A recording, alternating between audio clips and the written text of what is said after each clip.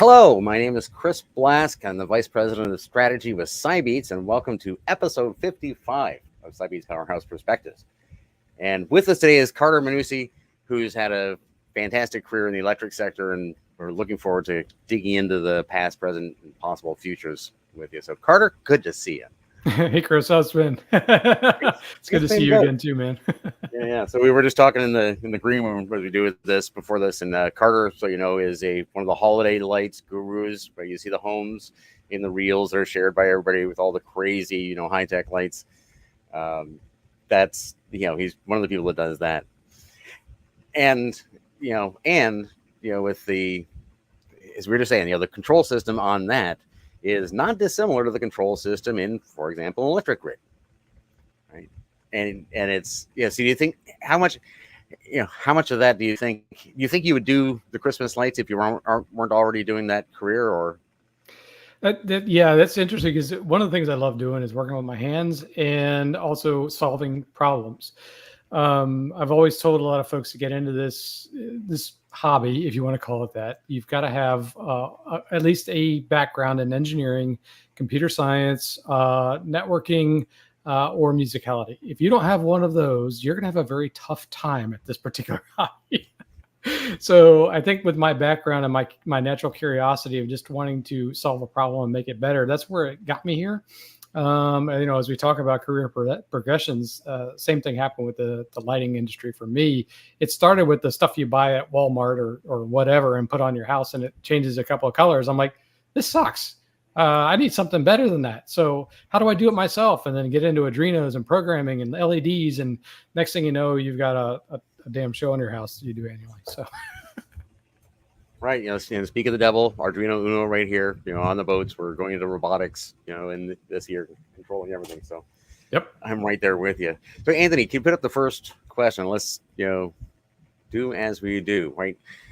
So, as I say, each of these episodes, we look at at who you are and make up a couple, probably not very funny little segues into how easy was it to see, because, it's common to say, in the present, not just this present, all presents. It used to be a whole lot easier. Now it's so much more complicated, And so when you and I got started in our careers, at the time, everybody's saying, it used to be a lot easier. Now it's so complicated.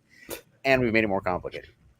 Whether it's easier or not is the question. So back in the early days, in the late 1800s, or whenever you started working in the electric sector, was it easier to see what's going on? Or was it just as challenging as it is now?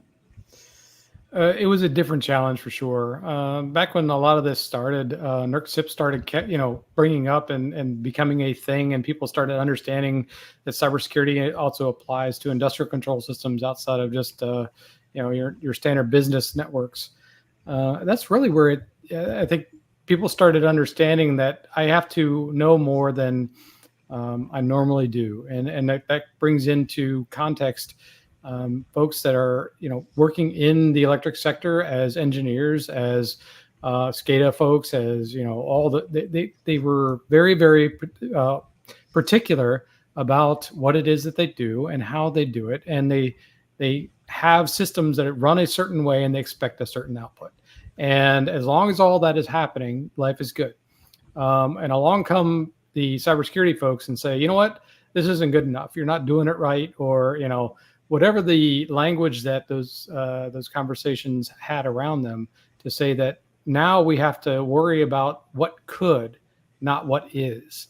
What could happen if someone were to do something that you don't expect? What could happen if somebody got in and started operating things in a way that wasn't as designed or as the manufacturer intended?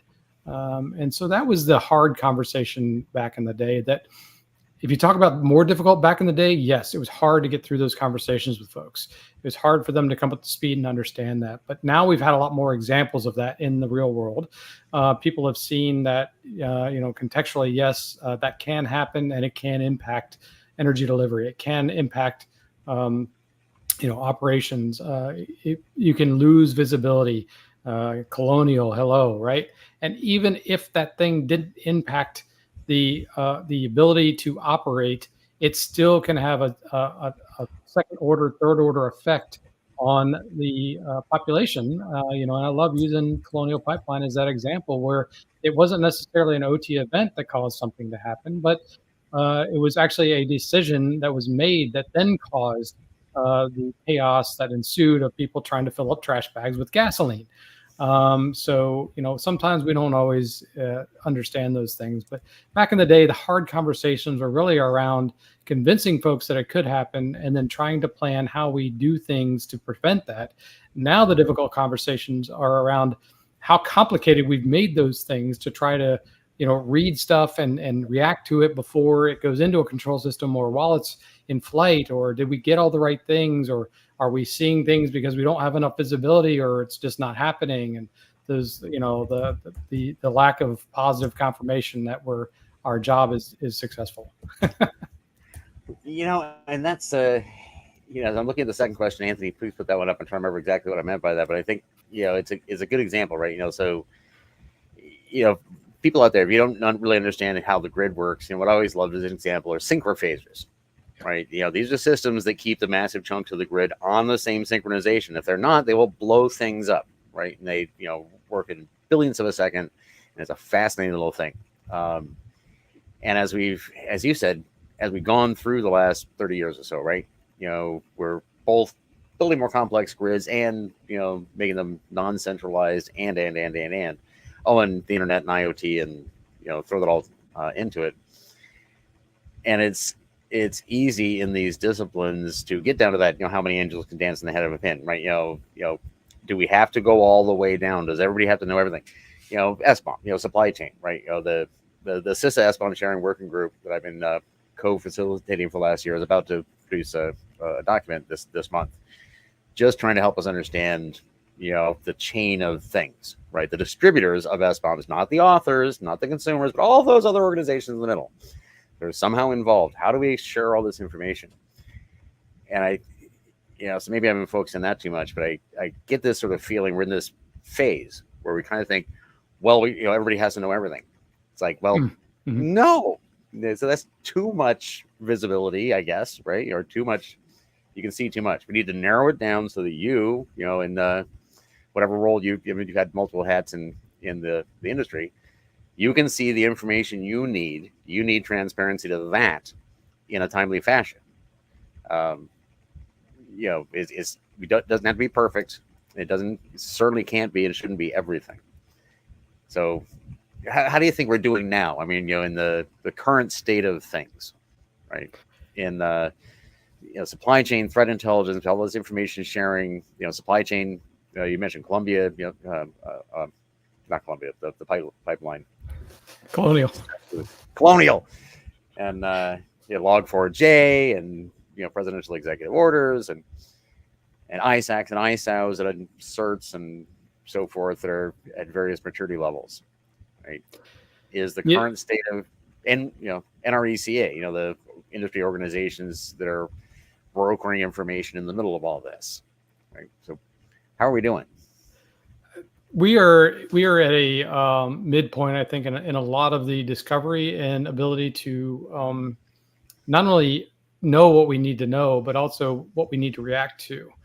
To your point, a lot of folks, I need all the information before I can make a decision, and that's a dangerous place to be in. But also, there's the other side of that coin. That's, well, if I didn't know enough, then I am not able to make a full, proper decision. And that's what the common operating platform idea, right? So I want to see everything and bring all my stuff into one place.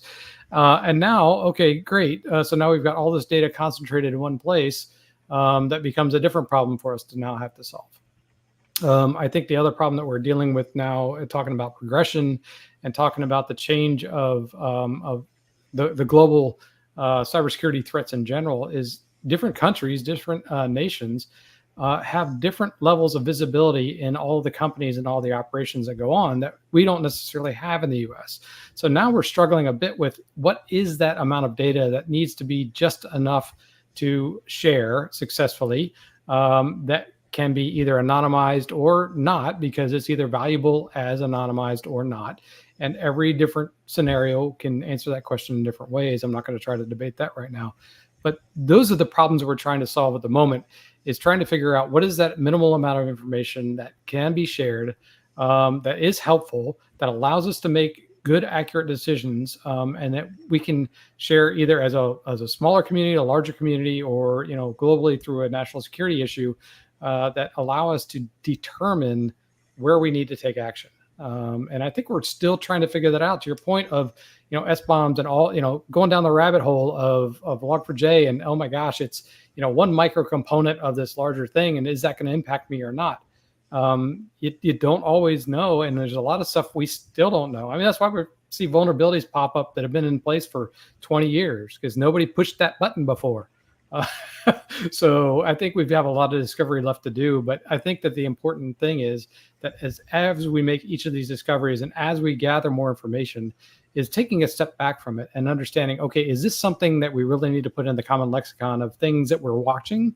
Or is this something we can shelve in the background and say, you know what, that's cool. I don't need to know that in order to carry on with my duties. And that's a good segue into the looking forward part of it, right? So Anthony, if you'll put that one up, I think what I meant by this question is, does it all work out in the end? Do we all have to be, is the Star Trek or the Star Wars future? Only the strong survive. You've got the best security people, and you can barely keep the lights on and so forth. And seed that with, so the NRECA, the National Rural Electric Co-op Association. Get that right? And that is where you are right now, right? Yes. Good. Yes. Very good. And it's, let me ask you, this one on air, see, I handle it like you will. I think, and I've said, there's the American Public Power Association, there's NRECA, it's like 4,000 of the 6,000 or so utilities in the U.S., the numbers are about right. And I think in some way or the other, organizations like yours end up being brokers in the SBOM world, right? The distributors, right? The one ISAC, the Information Sharing and Analysis Centers, yep. The healthcare ISAC, is announced is going down that path now. And I look at, and again, the meek inherit of the earth, this we already have a lot of systems to do this stuff. We literally have organizations that employ people like you that are for information sharing, to larger numbers of organizations that don't have perhaps the capabilities or whatever, to get the right information. And, so I don't know if you and I haven't discussed it, I don't think, but, SBOMs and so forth, you do supply chain intelligence writ large. Do you see NRECA specifically, or organizations like that, or in the future helping, because most of your members, just aren't capable of hunting down the software bill of materials for their, whatever. So, yep, 100%. So one of the initiatives that we have is our own threat analysis center. We got the NRECA TAC, and it is just that idea of being able to centralize, almost like an ISAC, but not replacing ISACs. This is for our membership to do just as you describe, allow them to have the capabilities that they need by using economies of scale in order to bring that to them. Because, there are a lot of smaller municipals, a lot of smaller co-ops out there that don't have the staff, they don't have the talent, they don't have the wherewithal to do an SBOM, but they do have the things. They do have the devices, right? They do have the controls. They do have the part of the grid. So how do we help them understand what those threats are, what those vulnerabilities are, and then allow them to filter down and stop a lot of the the exhaustion that comes from alert fatigue, from just too much information coming in, and I'll share a story from my previous life where, Log4j was hitting. And, even at a mature organization, you put stuff in place, you think you've got all the right things there, and then something happens and you've got to do a retrospective. You're alerted on December of something that has been going on in the wild since October. Do you have the capability of looking back over your stuff and understanding whether or not you were affected? So you do that and you think you have the answer, like, no, we're good. But do you have anybody else that you can turn to say, hey, do you know anything I don't? Now that takes a level of data sharing, information sharing that perhaps we won't get to for a little while. But that's the goal, is to be able to help folks understand, either now or, in the immediate past or in the edge future, what they need to be focused on in order to determine where those, and where you need to focus your time now in order to keep your nose clean in the future. And so that's the role we're attempting to do, is to bring resources, bring information, let them know where they can go for help, because it's not necessarily going to be NRECA that's going to be there on their doorstep to help them, but we can certainly tell them, these are the folks that you need to go talk to if you're having this kind of a problem, because they're the ones that are really going to be able to fix that for you. And I think that's really the vantage point that we can play, and how we can really help all the co-ops, and perhaps in some way we help everyone, benefit from that in the future. Well, I like the way you mentioned the ISAC in there. This is, if I said this often enough, we'll say it on record here. Initially 26 years or so ago, there was a presidential directive to create an ISAC, a single information sharing analysis center, and that spawned a half a dozen or a dozen. We've ended up with a structure that is sort of sector specific, and have certain, we canalize, we get used to things a certain way. I've been saying for a long, long time that we need, say, 2,000. And NRECA is one of them. And I've literally used NRECA as one of my examples all the time, because there's lots of information. Integrators are in some cases one, vendors are in some case, of one of those nodes. It's well, and this is the story of the internet as well, and it's the story of the grid. We're moving into a less centralized, more redundant, more reliable future where things are networked, including all this threat intelligence, supply chain intelligence, advice, guidance. So if you're for a little example, a little co-op in Georgia, you can plug into enough nodes to help you, like NRECA and whomever else. Yep. We're also trying to promote the idea of having localized help, which also ties into ideas that are built around the cyber mutual assistance concepts, and helping each other, so that we set up those relationships, and we initiate a lot of that conversation, so that folks know, hey, these are the folks that can come and help me, either immediately, long term, whatever the case is. But you got to build all those relationships in, that left a boom, right? The stuff that we talked about ad nauseum for years, and going back to ISACs, well, heck, Tim Roxy and everything else back in the day. These are the conversations we had, and we're still having, because it's an ongoing thing that I don't think is ever done. We're always building relationships. We're always improving upon our communication with each other. That's the mantra of the Beer ISAC too, right? That's what it's all about. So that's right. Well, thank you for the time today. Thank you for everything you've done for the industry, keeping all our bloody lights on, for all these years. We really appreciate that. Everybody at home, we like that. And looking forward to more adventures in the future. Thanks, Chris. And hopefully I'll see you again soon in person, in 3D. In person. Come to the boats. Where we're at. Thanks, folks. Thank you.